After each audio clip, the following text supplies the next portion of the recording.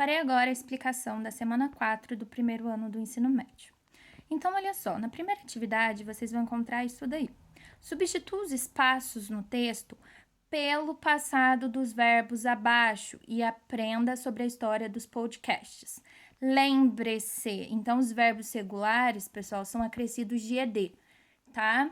Só que se te terminar em Y precedido de consoante, se antes do Y vier uma consoante, eu troco o Y por I, é D.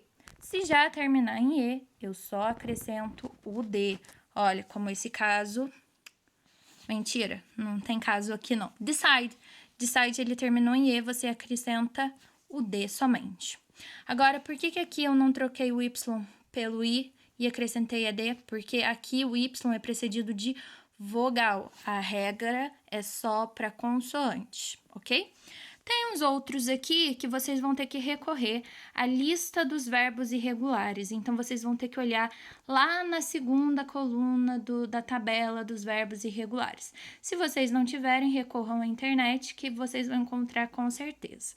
Bom, se vocês têm dúvida em relação ao passado simples, aqui no canal eu fiz um vídeo, né, fazendo a explicação do passado simples dos verbos. Então, aí vocês têm um texto sobre... uma breve história do podcast, né, de se fazer o podcast. 2. Ao longo do texto iniciado na semana anterior, a autora continua explicando seu ponto de vista usando os verbos bend, que significa curvar, flexionar, e break, quebrar. Ao falar sobre tempos difíceis, a autora afirma que tough times don't demand as much strength as they do resilience. Então, olha só, que tempos difíceis não demandam tanta força quanto elas demandam resiliência, né? Então, dá uma recordadinha aí sobre resiliência. Você concorda com essa afirmação de que esses tempos difíceis não demandam tanta força quanto resiliência? Então, você vai ter que explicar aí seu ponto de vista, tá? Então, resiliência é você dobrar, você se adaptar ao momento e não quebrar, né? E não se entregar para os tempos difíceis. Parte 2. Então, aqui vocês vão ler essa partezinha, essa segunda parte do texto. E aí, how to build resilience of character. Resilience is a mental capacity that allows us to adapt with ease during tough times, bending like bamboo instead of crumbling like a rock. Resilient people recover from hardships swiftly. In fact, difficulties don't get the better of them in the first place. Então, foi o que eu falei, né? A ideia é de que... como construir, né, a resiliência de um caráter. Então, a resiliência é uma capacidade mental que nos permite nos adaptar, né, aos tempos difíceis. Então, vocês vão terminar de ler em relação à resiliência, ok? Então, é muito comum encontrarmos posts e vídeos que nos ensinam como fazer alguma coisa.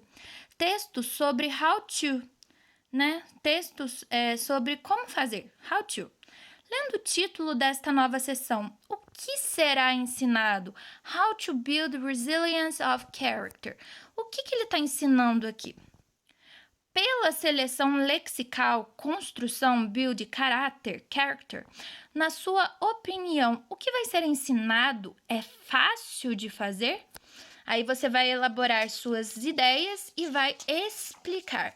Se é fácil, certo? Como faz? Se é difícil, por que é difícil? 5. Aqui temos um novo jeito para a descrição de resiliência. Então, que definição é essa? Qual é o novo significado dado à resiliência? Também temos o uso de uma nova metáfora como ilustração do conceito. São criadas as frases bending like a bamboo e crumbling like a rock. Bend significa dobrar, curvar, flexionar. Então, bending like a bamboo, você vai curvar como um bambu. Já crumbling like a rock é cair, desmoronar como uma pedra. Instead of significa ao invés de, e rock pedra, rocha. De acordo com a metáfora, como podemos assumir uma postura resiliente? Explique com clareza. Então, você vai explicar essa metáfora aí, ok? Essa metáfora de que você, ao invés de crumbling like a rock, ao invés de cair, desmoronar como uma pedra, você vai se curvar como um bambu. Então, explique bem claro aí sobre essa postura resiliente. Hardships são os sofrimentos, privações, apuros e crises da vida. Resilient people recover from hardship swiftly. Nesta frase, temos o adjetivo swift, transformado em um advérbio de modo pelo acréscimo do sufixo "ly", podendo swiftly ser traduzido como rapidamente, agilmente, prontamente. Agora, pensando de uma forma prática, o que você pode fazer para enfrentar e se recuperar de hardships swiftly? Então, como você pode, se recuperar de sofrimentos, dessas privações rapidamente? Pense nas dificuldades que você está vivenciando e escreva 6 ideias. Use a estrutura I can mais o verbo. Então, olha só. I can significa eu posso, mais um verbo. Então, olha só. I can keep. Então, o que eu posso fazer, para me recuperar dessas adversidades que todo mundo está passando neste momento, né? Então, I can keep myself calm. Eu posso me manter calmo. Então, tá aqui a estrutura I can, keep é o verbo. I can keep myself calm. Eu posso me manter calmo. I can talk to friends. I can, eu posso, mais o verbo talk. E com quem você vai falar? Eu posso conversar com os amigos.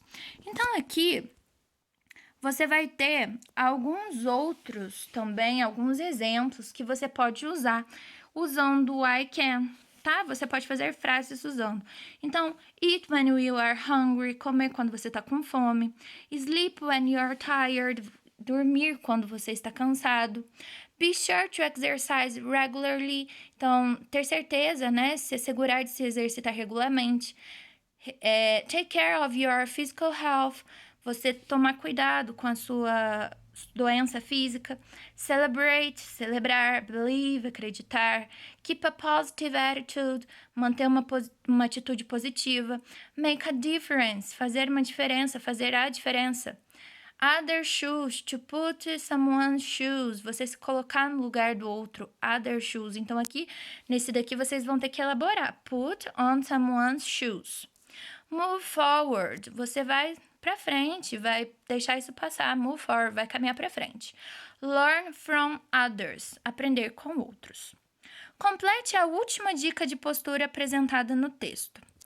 Take, assuma a sua, o quê? Assuma a sua, então você vai ter que completar. Texto parte 3. Change locus to keep focus. Então, olha só, tem mais uma partezinha para você responder, para você ler. When we take responsibility for what happens to us and with us, we feel more in control. This doesn't mean that our surroundings won't affect us, but it does motivate us to not blame the world for our problems. Flexibility is an attitude. It keeps you from breaking. Então, olha só, ele está pedindo para você pegar a sua responsabilidade, você tomar a sua responsabilidade pelas coisas que acontecem com nós, que acontece conosco. Nós nos sentimos mais no controle. Isto não significa que as coisas que nos rodeiam não vão nos afetar, mas isso vai nos motivar a não ficar reclamando, a não colocar a culpa no mundo pelos nossos problemas. Flexibilidade é uma atitude, it keeps you from breaking, ela te previne aí de quebrar. Imagine-se conversando com um amigo que está passando por uma crise psicológica. Só que você percebe que ele está se fazendo de vítima. Usando a frase e a expressão change locus to keep focus, mude o lugar para se manter firme e conseguir focar. tradução, né, do pet, o que você fala para ensiná-lo a assumir uma nova postura e a tomar as rédeas? Pessoal, sejam criativos, pensem com carinho, com cuidado, como se fosse mesmo falando para um amigo de vocês ou para um parente querido. Bom, essa foi a explicação da semana 4 do primeiro ano do ensino médio, do PET 5.